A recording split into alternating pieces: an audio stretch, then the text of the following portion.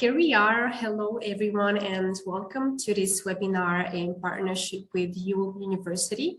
Welcome, everyone. My name is Lavinia, and I'm part of the Docsity team. It's my pleasure to moderate this webinar tonight. Here with us are some of the professors at UILM University that we will have the pleasure to hear speak and introduce the degree in corporate communication. Here with us tonight, we also have a student at UILM. She's enrolled in the second year. So thank you, Marta, for being here with us tonight. Welcome, everyone. And for those who are just joining in, my name is Lavinia and I'm part of the Docsity team, and it's my pleasure to be here with you tonight for this webinar in partnership with UILM. So as a starter, I'd like to ask all of you where you are connected from. So feel free to pop that in the chat. So I will take a minute to introduce all the speakers that we will hear tonight. So we have Professor Mariangela Polesana. She's the Professor of Sociology of Consumption at UILM. We also have Professor Simonetta Buffo. She's the Professor of Creativity and Advertising at UILM. And we also have Professor Alessandra Mazzei. She's the coordinator of the Bachelor degree in Corporate Communication and Public Relations. So thank you all for joining us tonight. Thank you also, Marta, for your presence here. I'm sure that you will offer some very interesting insight. And I would like to welcome once again all participants to this event. So hello, everyone, and thank you for joining. Hello, Farah from Egypt, and hello to all of you who are joining us tonight. I will now share my screen and leave the floor to Professor Mariangela Polesana. I would like to remind all of you that if you have any questions about the academic offer of this program, as well as the student life, the admission process, as well as the scholarships offered by UILM, you can ask your questions in the Q&A box, and the professors, as well as Marta, will answer them at the end of this presentation. So thank you everyone for joining, and I will now share my screen. Just bear with me for a second. There we go. You should see the presentation. Please confirm. Okay, there we go. So, Professor Polesana. Hello, everyone. I am Mariangela Polesana, as Lavinia said, and I teach the first year course of Sociology of Consumption and Corporate Culture for Bachelor's degree program in Corporate Communication and Public Relations at UILM University. I would like now to introduce you to this course. Please, Lavinia, go to the, I think, fourth slide. Can you move the slides, Lavinia?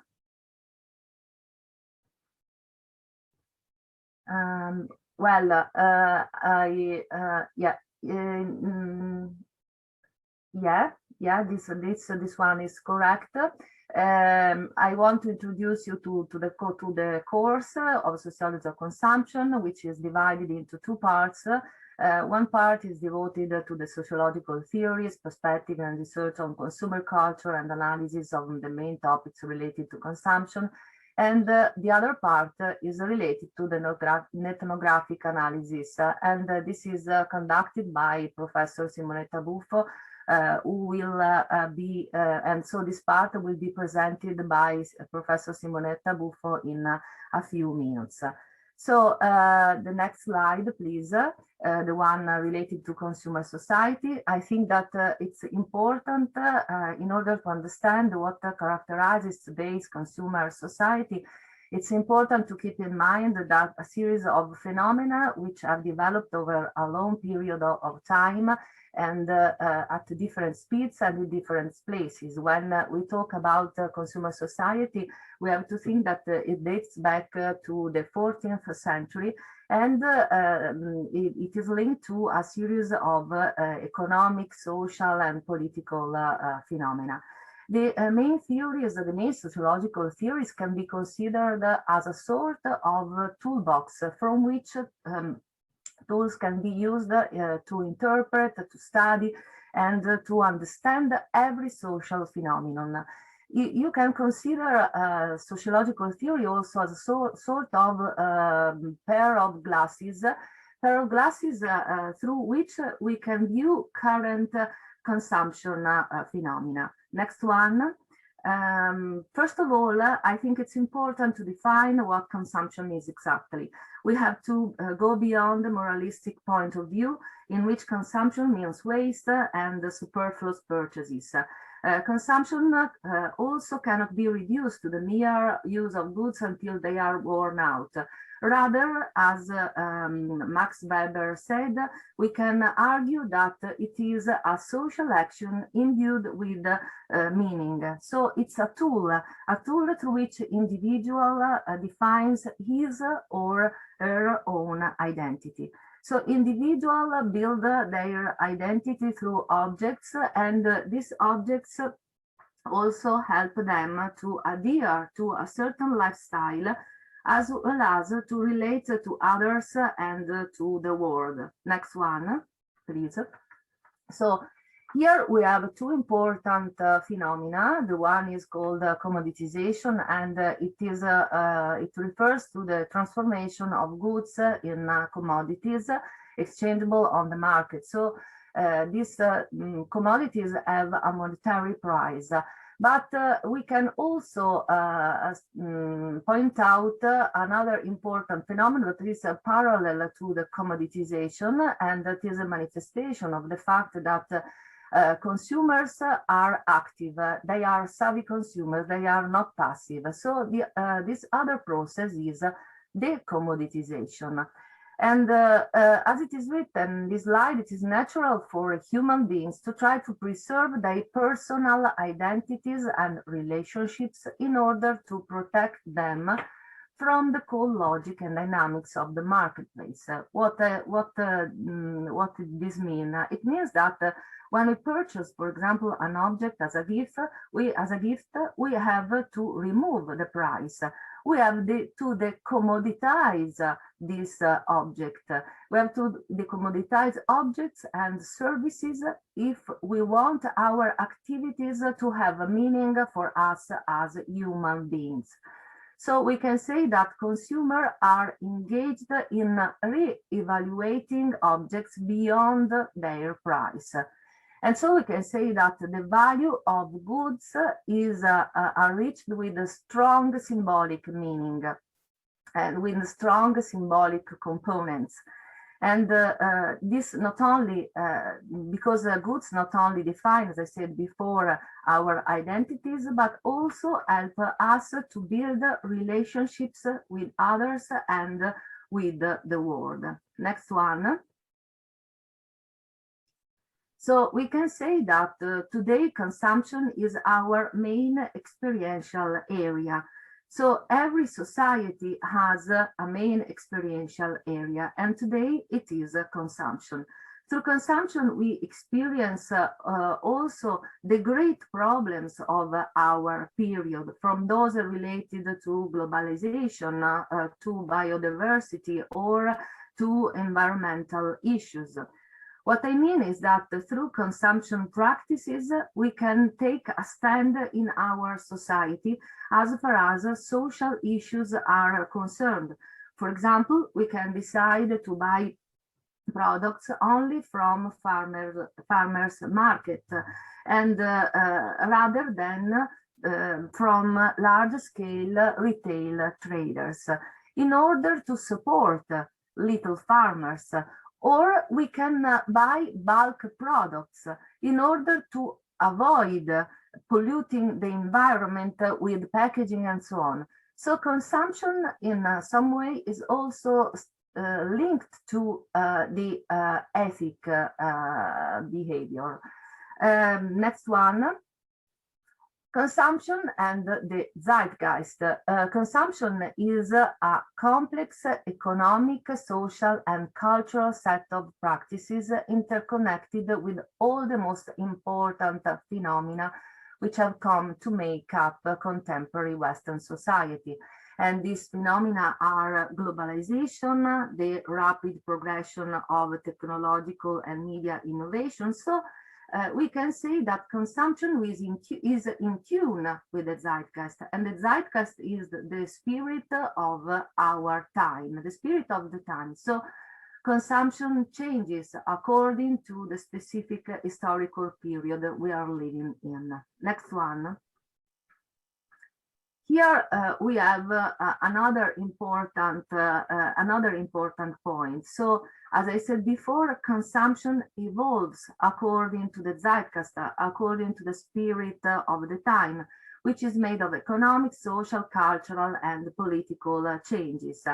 This book is entitled The Internet Galaxy, and so it recalls the one written by Marshall McLuhan entitled The Gutenberg Galaxy. Because Marshall McLuhan was an important sociologist, and in his book written in 1960, he underlined the fact that the advent of printing had a very strong impact on society. It favored, for example, the spread of bureaucracy, the rationalization of all activities. In the same way, the advent of internet had a great impact on our society, because this impact resulted in a globalized world, in space and time compression. We have new systems of communication, new forms of businesses, new media and sources of information, new forms of political and cultural expression, and so on. So the popular and commercial diffusion of the internet has been extraordinary impact on human activity and on our society, and obviously on consumption practices. Next one. Here we have the previous one on life. So this word expresses in a clear way the fact that today we live our lives in a hybrid spaces that result from the combination of online and offline lives. So today we are new consumers. And next one. And we can say that one of the products, the main manifestations of this new period is also this new kind of creator. His name is influencer. And we can say that influencers are a clear example of what I said before, because they are a clear manifestation of a consumer society. They act as gatekeepers between the market and the end consumer, celebrating their power to reinterpret goods according to their personal style. So they, in some way, they say that they steal the products from the cynical logic of the capital to reintegrate this product in circuits of meanings, and so they are they act not only as individual, but as in some way a social creator that, as I said in this slide about decommoditization, they decommoditize goods. They give them new meanings, new symbolic meanings. And we have to keep in mind that goods are valuable not only because of their economic price, but especially for their symbolic meanings, for what they mean in our lives. So I think it's all as far as my presentation is concerned. So I give the floor to my colleague, Simonetta Buffo, and she will show you the second part of our course, and this part is a more practical one. My part is more theoretical, but as I said before, in some way it is also practical, because you can really use the main sociological theories as a toolbox. So I give you the floor, Simonetta. Thank you very much, Professor Polesana. Welcome, everyone. So this is the workshop that we develop inside the course Sociology of Consumption, as Professor Polesana told you. And this workshop is divided in three moments. The first one is an observation of the language of consumption. The second one is the analysis of the influencer phenomenon, trying to understand how they work, considering what Professor Polesana introduced us before. And then the third part is specific for each academic year. This academic year will be focused on the green influencer. I mean, those influencers that are that are developing better, that are developing social items like sustainability. So going on, we start from what Professor Polesana told before. We start from what is consumption today. And there is this sentence by Corrigan that I think that is really, I mean, is really clear because he is highlighting this transformation of marketing, passing from tangible, the strategies, I mean, marketing strategies are passing from tangible commodities to the intangible values. Indeed, if you see these two pictures, these are two sneakers, but on the left, we have just a product. On the right, we have something more, because it's a product with a symbol, a logo. Behind that logo, we recognize immediately heritage, we recognize the story, we recognize the unique and distinctive brand universe. Indeed, in the next slide here, we are trying to understand the transformation of language of consumption, as Baudrillard told some years ago. Because through the years, brands have built up their own uniqueness and authenticity thanks to the communication strategies using going on logo or this pictogram, the swoosh. Immediately I can recognize that we are talking about Nike, of course, and the payoff, just do it. But then this image is an image of the advertising campaign. Well, I'm asking you, where is the product? The product is totally absent. We have just sharing with Nike the value. What is the main, I mean, message that Nike is sharing with us? So going on. But now there is an important transformation. Now we are living in a digital era. So now brands have to consider that almost 5 billion people are online every day of their life. And more than 4 billion are using social media. So going on,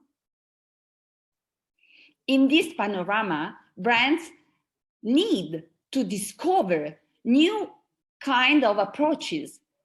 And so new strategies going on, new tools, and new kinds of storytelling.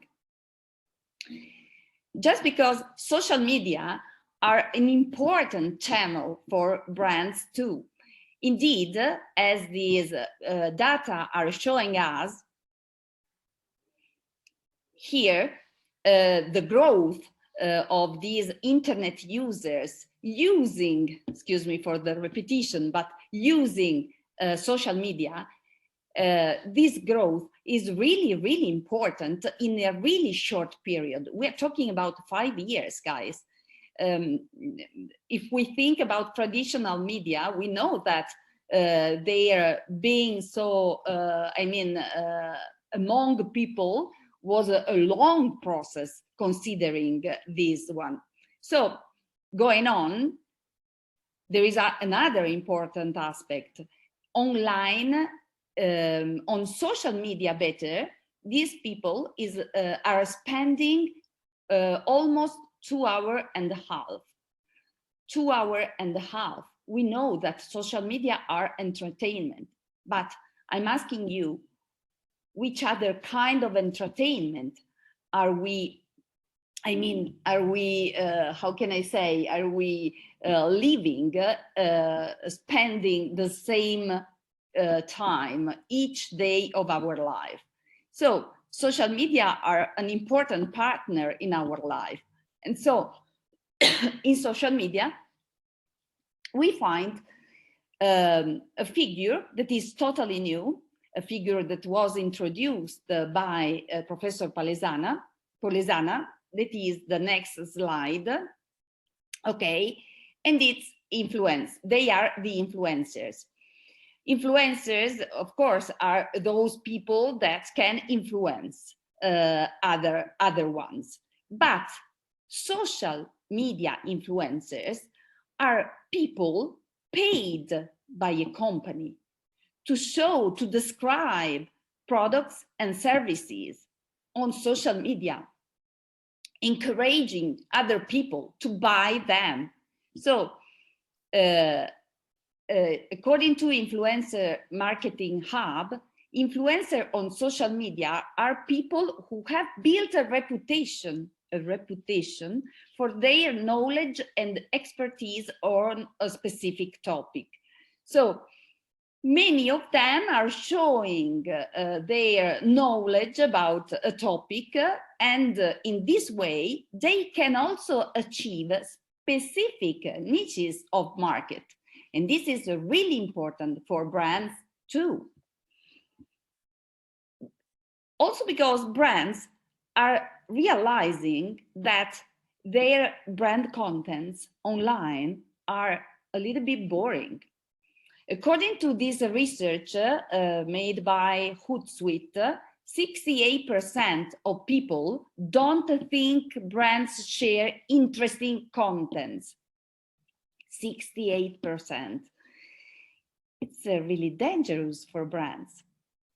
On the opposite, influencers, thanks to this aura of immediacy and authenticity, they are, collecting a great number of followers, sharing their, products, and so doing advertisement. Here, a blonde woman with the milk, or another blonde woman with an energy drink or something like this, or the third one with the dog. This is a specific kind of influencer on the pets market, another important market for many brands. Few data. At the end of 2020, companies spent $10 billion on influencers advertisement. The projection for 2021, according to Fashion Network, is about $15 billion. And this trend could be the same by 2025.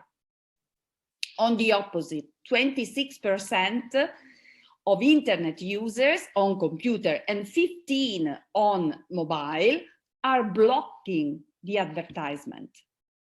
So influencers are stronger than advertisement online. According to Forbes magazine, influencers are the new brand, even though we have to recognize that the language, the approach, maybe the strategies are not so different. Here we have Kylie Jenner showing us her tea. She is maybe at her home. She is a really, she is a beautiful woman. She is really sensual. She is really seductive. But if you go on, here we have two, we have two traditional campaigns. Well, the language of consumption is pretty the same. Two beautiful women, really seductive with the product. Maybe here Jennifer Aniston is at her home showing the water.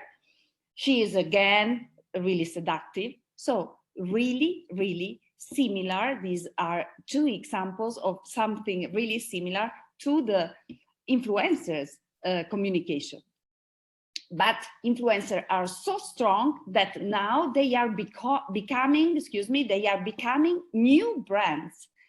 For example, again, Chiara Ferragni, here she is showing us the back to school collection, or the swimming wear, or other clothes with the logo, as well as Nike, the same one.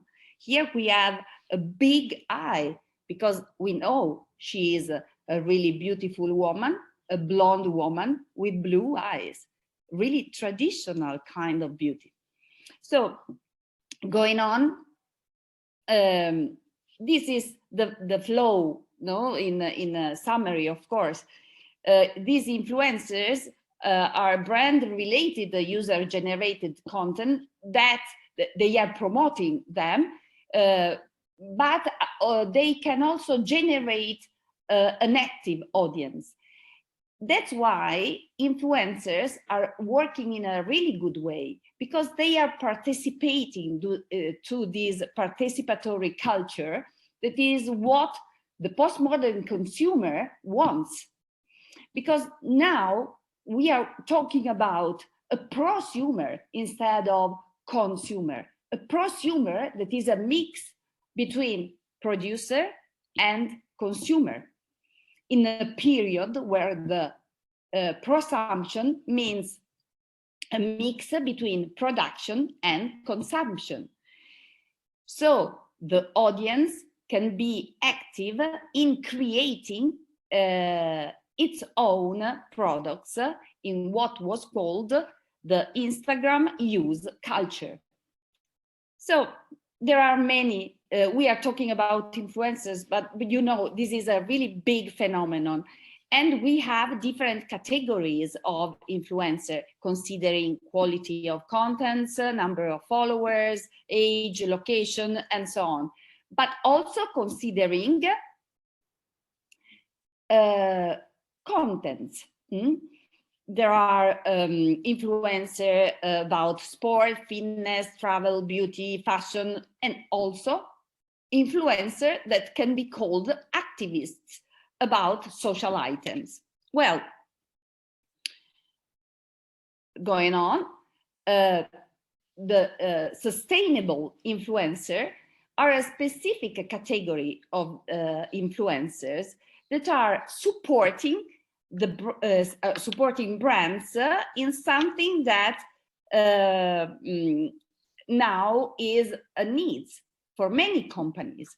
Many studies indeed confirm that sustainability is an important economic dimension for brands. But there is an important question. Are consumers willing to spend more for sustainable products, or we are not so sure? Indeed, sustainability is an opportunity, but going on, can also be determine better many risks. According to Harvard Business Review, it's an important resource, but also can be dangerous, because can be very expensive for companies. So going on, okay, green influencers could be an important support for brands in this, supporting this item and sharing this value with many followers. This is what we are going to discover in the workshop for this academic year, trying to understand if green influencers are using a new kind of language, or if they are using something really traditional, really similar to the classical influencers, maybe fashion influencer or other that are very famous, that have many followers. This is what we are going to develop with our students. But last year, we worked about virtual influencer, because they can record an engagement rate that is really important. And the main question of last year was the next one, was this one. How can an avatar be credible and authentic for internet users, driven their consumption choices? And so I think that now Marta Baravelli can help us with their own answers. Thank you very much. Thank you. First of all, hi everybody, I'm Marta Baravelli, and I'm a second-year corporate communication student. And I'm here today to tell you a little bit about the student point of view during the Sociology of Consumption lab that I attended last year, in the second semester. So basically this year you will have to analyze green influencers, as Professor Buffo just said. But last year we had to analyze virtual influencers. And even if there are different types of influencers that differ in their interests, audiences, and contents, this really shows how consumption and consumption studies can take different paths and follow different trends that evolve continuously in our societies. So next slide, please. The analysis you will conduct is ethnographic, and it is a kind of qualitative analysis that studies the social interactions on social media. And influencers are really a consumption phenomena, because and they're strictly connected with consumption studies, because they are able to shape people's consumption patterns. And throughout the whole project, you will be able to see how different influencers can engage with their audiences and deliver to encourage a particular type of action, such as the purchase of different goods, such as music, if the influencer is a musician, if a responsible behavior, if it's an activist, or shopping, if, for example, is a fashion influencer. So the first step is to have a general understanding. Please, next slide.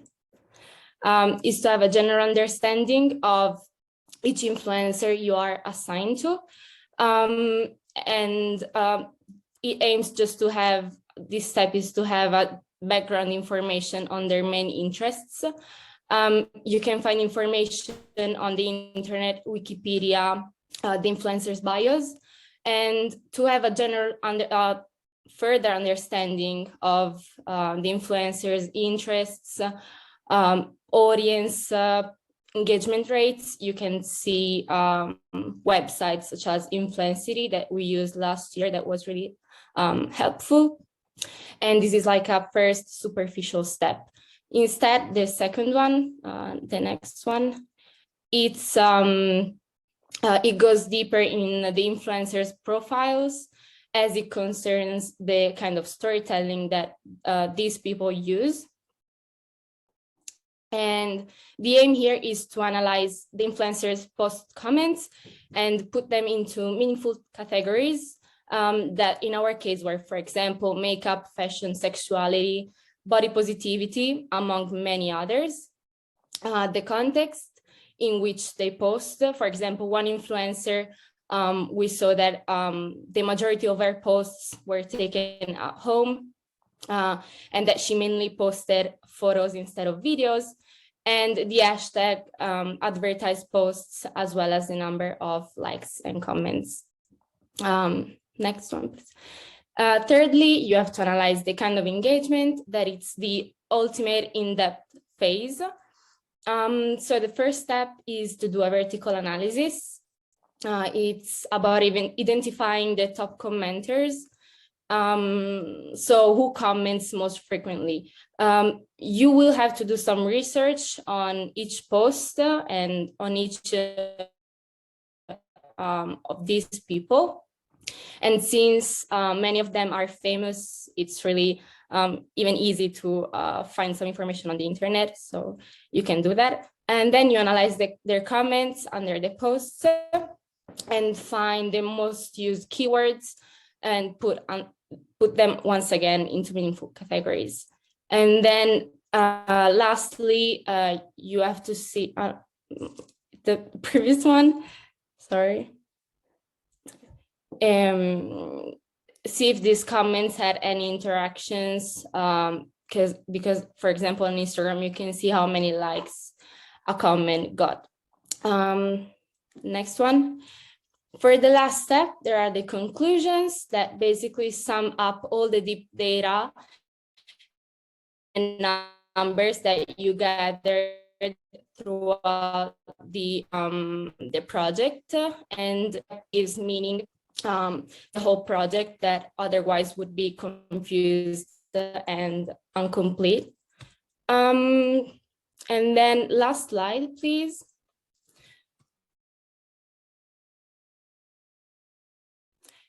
To wrap up, this group project is made up of many intermediate steps that aim to investigate in depth and analyze all the data, avoiding a superficial interpretation of influencers and how it works behind the scenes. At the same time, keep in mind that for each step, you will be helped and assisted by Professor Buffo that can give you feedback for anything. Another aspect about this project is that I found that it really helped students develop organizational skills, because you really need to carefully coordinate with your team members and rely on each other, since it was one of our first projects at university. And finally, just wanted to add that this project gives you the opportunity to see what behind the social media profile, and gives you the chance to see objects of consumption, in this case, brands that you will get the chance to analyze, express their identity through these influencers that help companies spread awareness and visibility, leading followers to basically desire what these influencers have and show in their profiles. So that's it from my part. I hope it was clear. And if you have any questions, please, I will be happy to.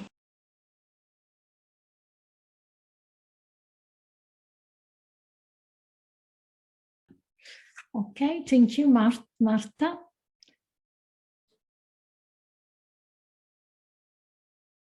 Okay, so thank you so much to my colleagues, Mariangela and Simonetta, and also to Marta. Can you see me? Because I still see the image of Marta. Okay, thank you. So my colleagues and Marta gave us a wonderful, vivid idea about a specific course, sociology of consumption, and they described how this course works and what kind of project work the students conducted with the teachers. This has been an example of our program in corporate communication and public relations. So my role today as the coordinator of this program is to give you a very brief overview of this program in corporate communication and public relations. First of all, what is the mission of this program? Our idea is to train professionals in the field of corporate communication. In particular, we aim to train professionals that will manage any kind of relationship and communication processes to support sales, brand building, corporate communication, with a very large number of stakeholders, from clients to suppliers to local communities to citizens, journalists, media, and of course, influencers. These professionals can work in any kind of companies operating in different types of industries. For example, consumer goods, fashion, sports, retail, and so forth. Our graduates can also operate in public institutions and non-profit organizations. So moving to the next slide, in order to train this kind of professionals with this high profile, we designed a program that is based on the integration of 4 areas of knowledge: business management fundamentals, stakeholder monitoring and understanding, communication management, and language skills. Business management fundamentals, because our graduates need to be aware about the context where they are going to operate. They will be part of an organization. Second, stakeholder monitoring and understanding, because before communicating, during and after the communication processes, the professionals in the field of communication need to be able to understand, interpret the needs, the expectations of stakeholders.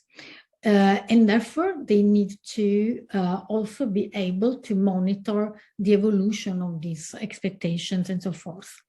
Third, communication management, because our graduates will become capable of master a wide series of communication strategies, tactics, tools, and so forth. And finally, language skills, because by definition, corporate communication is an international and intercultural field. Next slide, in order to give you an idea about the study plan of this program. Over the 3 years, those 4 areas of knowledge will develop.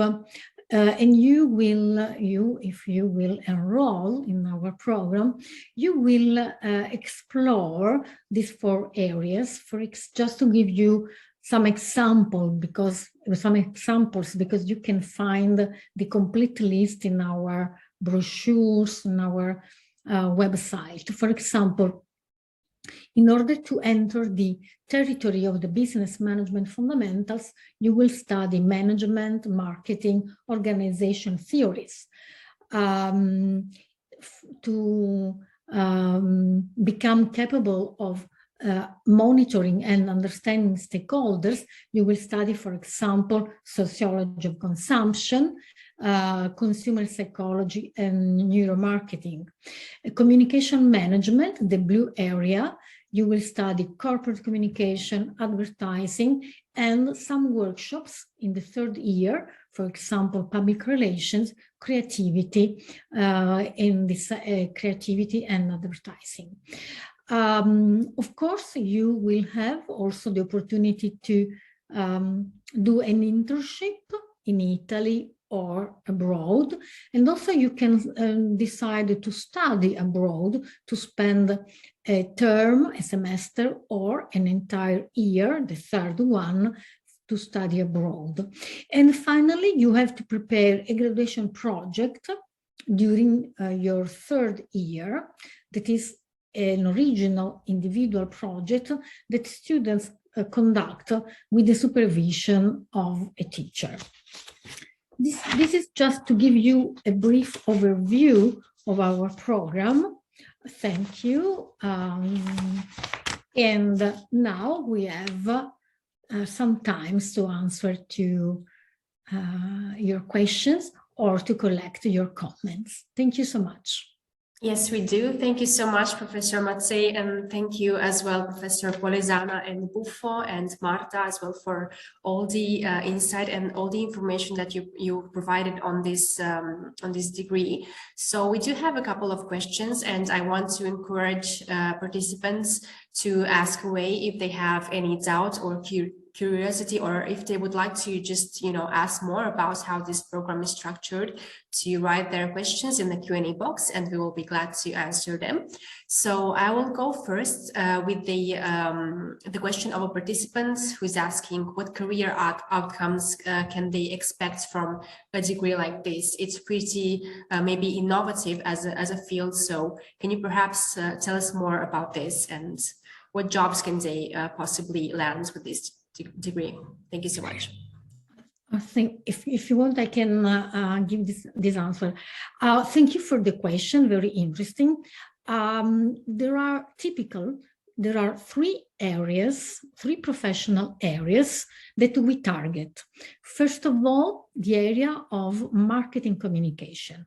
In this field, you can apply for position as a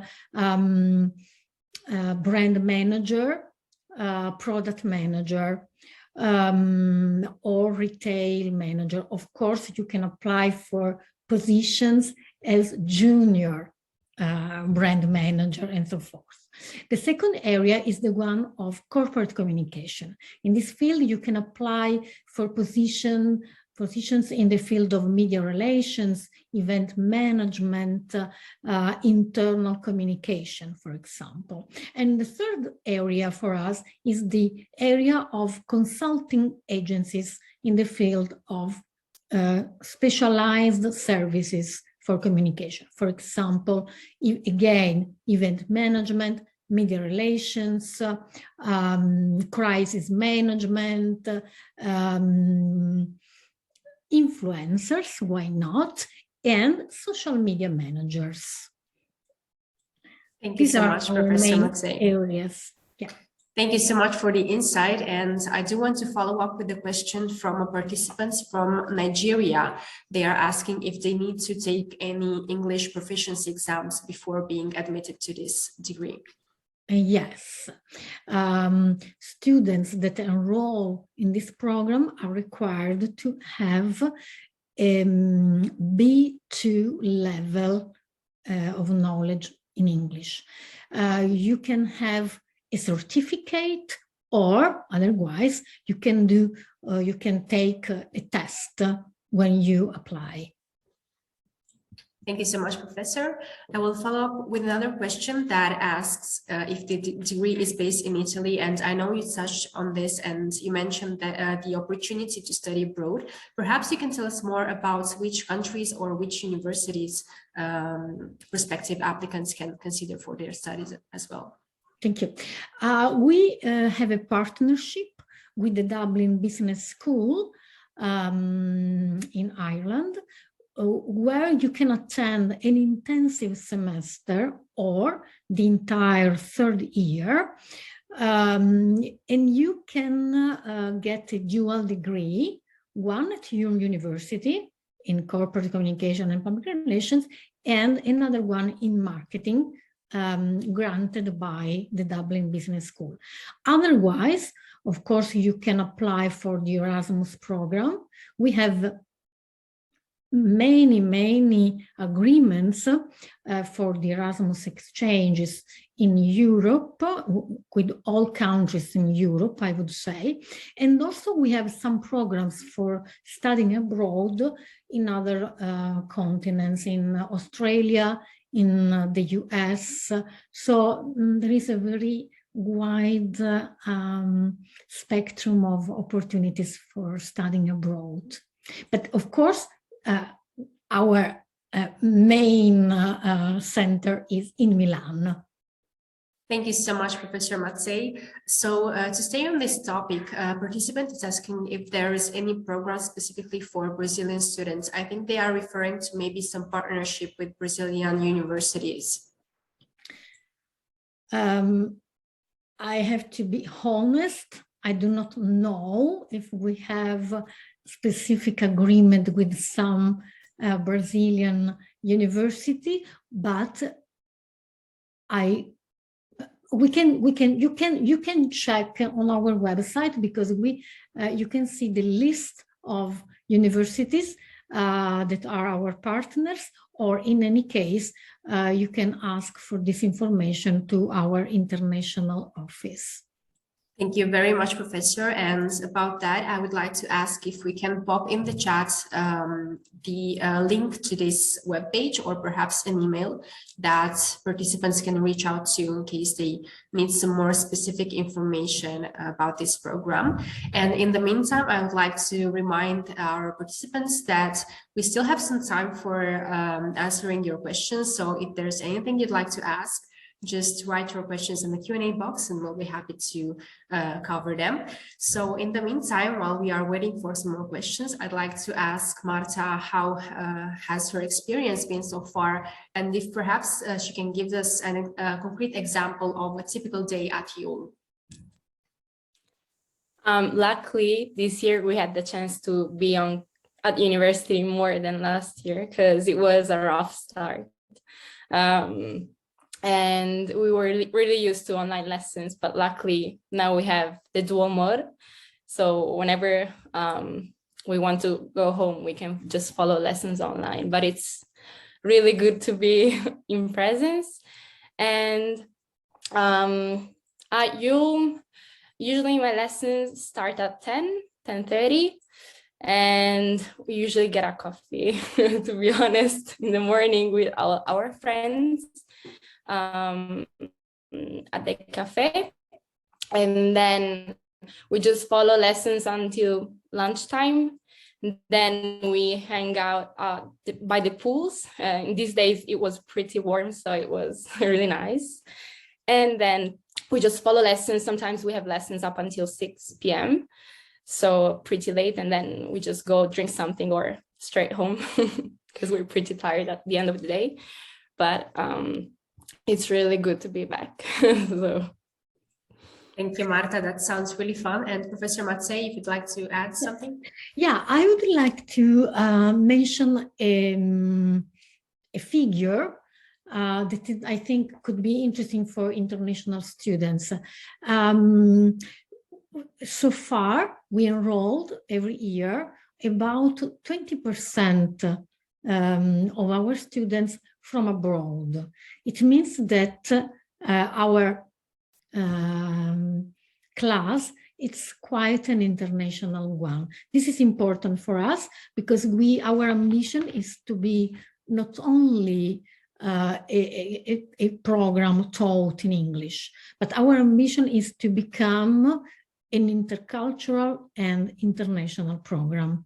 So we are particularly interested in enroll international students, and consider that the pandemic restricted so far the mobility of students. We are really happy because of our 20% of students enrolled from abroad. Thank you so much, Professor Matsei. I'm sure that's an awesome number to have, and of course under the current circumstances I'm sure that everyone is more than happy to be back in presence. So I would like to follow up by reminding all our participants that they will get a recording of this event. So if they connected later or if they missed some information, they can just review it in a second time. So I would like to also ask Marta if perhaps she can tell us about the exams at ULM. So how are they typically held? Are they written? Are they oral? Do you have any projects that you typically do? of course, last year we just had to do them online. So they were mainly written, but professors always give us the chance to do oral exams after if we are not satisfied with the grade, or some subjects give you the opportunity to if you passed the written exam, to replace the mark with the oral exam after, so you can get a better grade. And then what I found really good about like the environment in general is that even if we were practically never in presence last year, professors were really helpful by giving advices for projects, and most of the subjects that we had implied not compulsory projects, but most people that I know just took part in these because they're fun and interesting, and they give you the chance to gain additional points for the exam. And that's really it. It can change. I know that modality can change. For example, I chose an elective course this year in Italian from another course year at ULM. And if it's online, it would have done like the professor just to do the exam, like the written exam. But if it was in presence, it would have done the oral. So I think that next sessions, if people choose that course, they might have to do the oral exam, but Thank you so much, Marta. it's not really a problem. Thank you so much for all the information. I would like to ask the professors if perhaps they want to remind participants of any important deadlines for this program. So if anyone wanted to enroll, what deadlines should they look out for?